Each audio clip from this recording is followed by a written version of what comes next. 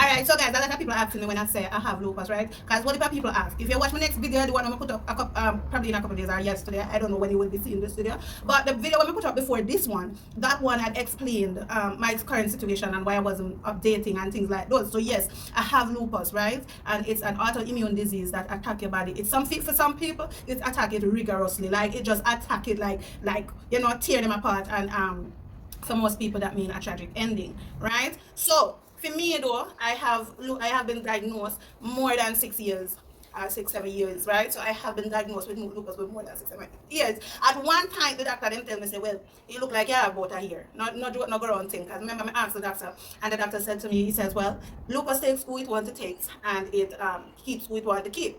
At that time my children was relatively small. My children is still small. My daughter is going on 14 and my son now turned 9. So 6 years ago, 7 years ago, what was happening then? My children was relatively small. And as I said in every video, anyone knows me, knows my children, know that I am very humorous, but I am a protective mother as well. I love my children, because the same doctors had told me that I was not able to have children, right? So they said I would not bear children. I have 2 by the grace of God. And no, I did not go to no pastor, I did not drink no healing water, and I did not think. I went down on my knee. I trust the God of the heaven and the earth. I trust the God of then and the God of now. I say, I know my God. When my God answer comes in, my God will change situation. And I am still praying to that God till this day. As I tell you, I have 2 children without no doctor intervention. The doctor did not give me thing to fertilize me and to this and to that. No, I did not go to no bush doctor. I went to the only doctor there is, Father Jesus.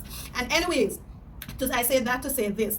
The doctor had given me a year sometimes ago. I was really sick, right? I was at my lowest point, and they had given me a year telling me, and that had sent me spiraling into depression, because at that time my children was small, as I stated earlier. So I was at one point, I was really upset with God. I was like, God, I'm not drinking, I'm not smoking, I am not on the road. I was with my children father, and we were trying to make a life, and we were trying to make a honorable and decent life. It was no life. I have teach I think I was teaching or helping to mold my children father to be a man of integrity. So we were not thieving and gambling and robbing and gallivanting, and think we were trying to live as decent as our finance would allow us to live life. And then I came down with the sickness and 2 small children. It was a very difficult time for us as a family, and for me as an individual, it was a hard fact to face. And then when I come and get even worse, and I was constantly on medication, I was taking the doctor's advice like it was my last grip of hair. I was just graphing to everything that they were saying. I was following procedures and protocol. I was covering my skin, wearing sunglasses, doing the sun lotion, and doing the whole 9 yards that they had told me to do. I was taking tablet on top of tablet on top of tablet, and I was following up with appointment. I was doing appointment after appointment, and I was just in tune with what they were saying. And every time I went to one of those appointments, somebody that, when you go to the clinic, yeah, because they sent me to all them places to do all kind of things, but we would have a clinic that we would go to, and every time you would meet people there, because it was like a rehab, so to speak. Like, that's how I feel. That's how I feel when I'm going, because I was going regular, because I was sick. So when I go, I would notice that this one did not come today, that one did not come. So I was thinking that maybe it wasn't their date, but I would see their family coming and going. So I started asking for these people, because these people are people that you would normally sit and have conversation with, and their family would tell me, or I would bounce them up in the road, and their family would tell me that sadly that person had passed away, and I would ask again, and that person had passed away. And these were persons that were following up with the procedures and the protocol as I was doing, and they were as ill as I was. And the more I follow up with them protocols and procedures, the sicker I get. So one day I was home, and I decided that I wouldn't take no more of the medication, because you have to live on the medication for the rest of your life. So I said, since I have a short life to live, why live my life in, as I tell you, I don't like confinement. I don't like to be feeling like, like you're trapped, like you're addicted to anything. I think the only thing I should be addicted is the love of God and my children. I shouldn't be addicted to nothing. So so I said to myself, I said, well, if I'm gonna die anyway, what is the sense of taking the medication? The medication don't have a billion side effects. They're telling me it could blind you, you could this, you could that, and all kind of things. I said, nah, I'm not taking no more of this medication. I stopped taking them. I remember my children father at that time, he went and he go and he get me King of the Forest was the first natural medication I started taking. I wasn't accustomed with neem. I get to know neem. I get to do Medina and merengue. the merengue seed and the merengue bush. I start reading. I start reading. I start finding out that cashew nut was good. I find out that uh turmeric. Turmeric was the best. I was never out of turmeric. I researched ways to use it thing. Whenever I started taking my vitamin, I wasn't doing this when I was on the prescription medication, right? I wasn't doing this. So I started doing research. I started to become conscious of what I'm eating, what I'm doing. I tried to keep down my stress level, and with that I had to leave my children father to keep down my stress level, right? So I started doing all of these things, and I realized that one step at a time. It was a one bump scrum, and everything was well with me eventually. And with prayer, I remember prayer, constant prayer. And I wasn't praying to God, oh God, keep me thinking. I was saying to God, God, let your will be done and no other will. I still keep saying that to this day, how much years after they have given me a year to live. And I remember taking gradually changing my diet, my outlook, your perception. Your mind plays a great role into your mental and your physical health. And if your mind is not at ease, then mentally, then physically, your body will break down. And the people that you surround yourself with also can determine your health and the status of your health and the status of your mental elevation. Right? So you want to surround yourself with positive thinking people, positive people that have a positive outlook, optimistic.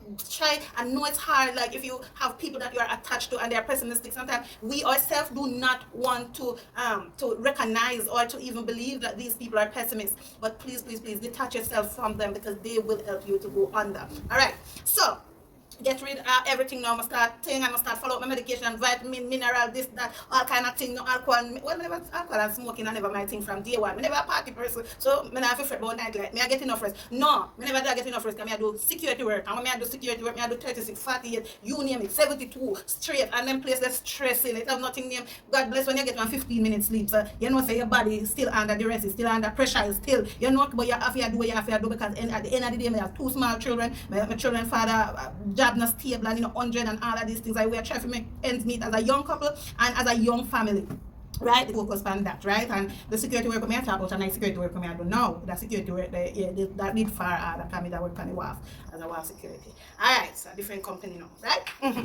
Get that out of the way. So right now, what's going on with me right now? What's going on with me right now? What's happening at this present moment is, right now, I'm going back in a stage of deep depression, deep stress, some deep thing happen. Because for me, I'm an overthinker. That's a one. And you know, people overthink what go on with them. You know, you have to think about one thing 7, 8, 9, 10 times. Sometimes the things them trivial, me not lie. Sometimes them trivial, but me as an individual, once things go my way, or things go the right, if that is the word.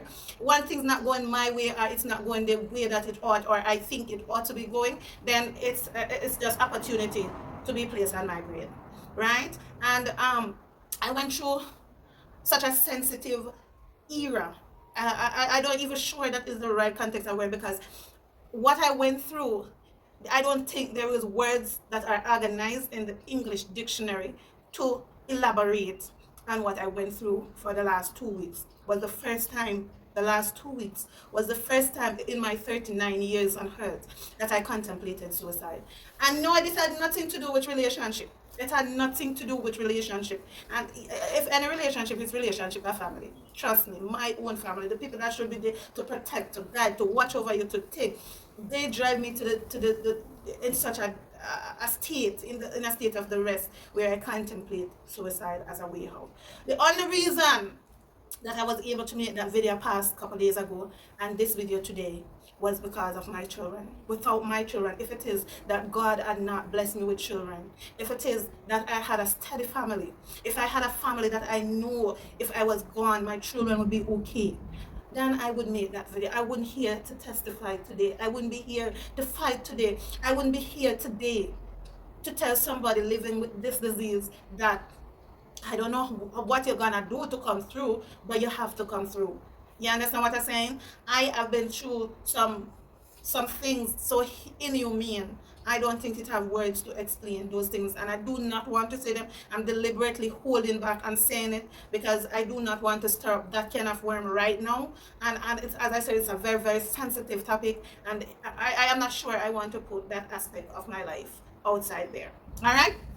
So in regards to that and having lupus, among other things, because my husband was going through so much. My children was going through a lot. And then to put on top of that, my husband, dear brother, a very dear brother for him, had come and passed. And because that brother was so dear to him, that brother also become dear to me. You understand? So when he come and pass, my husband was always my resource, my best friend, the person that I run to, the person that I talk to, the person that I laugh with. I'm very humorous, very, and my husband share even greater humor, because my husband humor are so serious. It's, I don't know how he do it. Like, he would just say something and it's so humorous, but he does not laugh. You know, and it's one of the things that I love most about him. He's very humorous, right? And in this time, he had none of that to share. He had none of himself to share, because he was going through so much. He had lost a brother last year, and he had come back this year, and he had lost another brother just a few days before celebrating the memorial of that brother, and both of them died tragically, right? So it was a hard time for my husband. Now, me dealing with my own personal struggles from a different perspective, and I feel like I couldn't talk to him, I couldn't go over to him, I couldn't lean on him, because he had need me at this point as well. And I feel like I couldn't be there for him, and I cannot be there for myself, because, and I don't know if it had nobody that I have complete confidence in, that I could just sit and I just want to talk. And maybe this is what this medium is doing for me now, to have me to hear my say, because he's still going through the loss of his family member. So he is still in this place of this distress. I remember him saying to me this morning, I prayed a lot. I had no rich family. I had nobody to depend on but the love of God, even since I was small. And no, I'm not a born again Christian. You'll hear me constantly talk about God. But he said to me this morning, when I get up to pray 4 o'clock in the morning before I come to work, he says, I don't believe in God no more, because I have been struggling. I've been thinking right through my life. I was so upset with him. I couldn't pray for him this morning when I was down on my knee. I couldn't pray for him. I was so upset about that comment that he made. And when I came to work, I remember my co-worker, again, you would always hear me talk about them, said to me this morning, she says, what's going on with you? You okay? And I said, girl, I'm just going to tell you a story, and you depict, tell me where you think, and you tell me if I should be okay. I don't know if I'm okay. And I start telling her, and she tells me, she says, yeah, that's the work of the devil. If you stop praying for your husband, then that's what the devil wants. Don't stop praying. Constantly pray. You are doing something, and you see, and he's working on him, because he cannot get to you. And when she tell me that, I come back and I call my husband, and I see him. He was like, he was like the life has drained from his body, and all hopes and everything has been drained from his body. And I tell you, this story is so long. If I had to tell you, you would take 2 days. So I'm gonna give you the rest of it in a part 2, right? So I prayed for him, because he had a few weeks ago, he had another tragedy happening to him before losing. This year did not get to this, just so you know. I have been through hell and back. I'm telling you that you want to see part 2. Alright? So I'm going to give you the full story of part 2, and I'm also going to show you what I'm using and what I'm doing and what is bringing me back, or hopefully will bring me back from that place and to where I designate to be. Until then, continue to pray for me, continue to send your love and support. I appreciate those that have been calling me, those that have been sharing, those that have been sending their likes, those that have been saying, girl, I didn't know, and I know, and thing, and you cut your ear because I just do this and all kind of thing. Yeah, I'm still supporting you, big up on yourself, loving you all. Thank you all. Love those who love you, love yourself. Mwah, mwah, mwah. Until next time, peace out.